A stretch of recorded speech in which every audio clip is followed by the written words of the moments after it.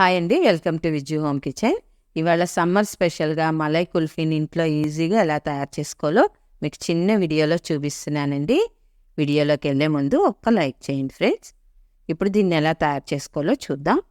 ముందుగా ఒక mixie bowl తీసుకుని అందులో 100 గ్రామ్స్ పంచదార వేసుకోండి. దీంతోపాటు ఒక 2 టేబుల్ స్పూన్స్ కస్టర్డ్ పౌడర్ వేసుకోవాలి. అలాగే ఒక టేబుల్ స్పూన్ బాదం, ఒక టేబుల్ స్పూన్ కాజు వేసుకోండి. ఫ్లేవర్ కోసం ఒక 4 యాలకులను కూడా వేసుకొని మెత్తగా మిక్సీ పట్టి ఒక పక్కన ఉంచుకుందాం. ఇప్పుడు స్టవ్ మీద గిన్నె పెట్టుకొని ముందుగా కొంచెం వాటర్ వేసుకోండి. వాటర్ వేయడం వల్ల మనకి పాలు మరిగేటప్పుడు అడుగు అంటుకోకుండా ఉంటుంది. ఇప్పుడు ఇందులో ఒక 1/2 లీటర్ క్రీమీ మిల్క్ వేసానండి. పాలు ఎంత చిక్కగా ఉంటే మనకి మలై కుల్ఫీ అంత చక్కగా వస్తుంది. ఫ్లేమ్ అయితే మీడియంలోనే ఉంచుకోవాలండి. సరే, ఇలా మీగడ ఒక పొంగు వచ్చింది కదా, ఇప్పుడు గైడ్తో నెమ్మదిగా కలుపుతూ చిక్కబడేంత వరకు ఉంచుకోవాలండి. పాలు కొంచెం దగ్గరగా అవ్వాలి. ఫ్రెండ్స్, ఈ పాలు దగ్గరగా అయ్యేలోపు ఈ వీడియోకి ఒక్క లైక్ చేయండి ఫ్రెండ్స్.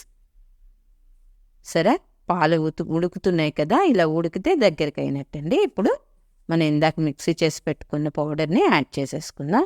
మొత్తం అంతా వేసేసుకోండి. నేను ఇక్కడ వీడియో క్లిప్ మిస్ అయింది. అంతా వేసుకొని అడుగంటకుండా ఇలా కలుపుతూ ఉండాలి. ఫ్రెండ్స్, ఎవరైనా కొత్తగా మన ఛానల్లోకి వచ్చి చూస్తున్నట్లయితే సబ్స్క్రైబ్ చేసుకొని చూడండి ఫ్రెండ్స్. మీరు అలా చూడడం వల్ల ఈ వీడియో ఇంకొంచెం మందికి ప్రమోట్ అవుతుంది.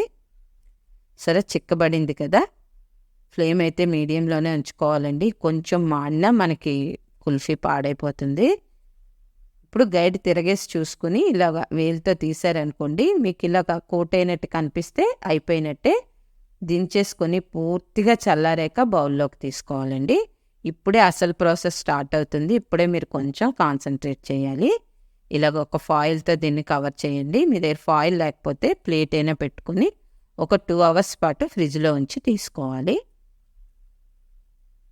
చూసుకోండి, తీసేటప్పుడు ఇలా గెడ్డ కట్టిందా లేదా అనేది చూసుకొని తీయండి. ఇప్పుడు దీన్ని నేను వేరే బౌల్లోకి ట్రాన్స్ఫర్ చేస్తున్నాను. మలై కుల్ఫీ ఇప్పుడేనండి స్టార్ట్ అవుతుంది. అంటే మెయిన్ ప్రాసెస్ ఇదే. కాన్సన్ట్రేట్గా చూడండి. ఇప్పుడు ఇందులో నేను ఒక 50 గ్రామ్స్ వరకు మేగన్ను వేసాను. మీరు మిక్సీ అయినా చేసుకోవచ్చండి. నేను ఇక్కడ బీటర్తో కుట్టాను.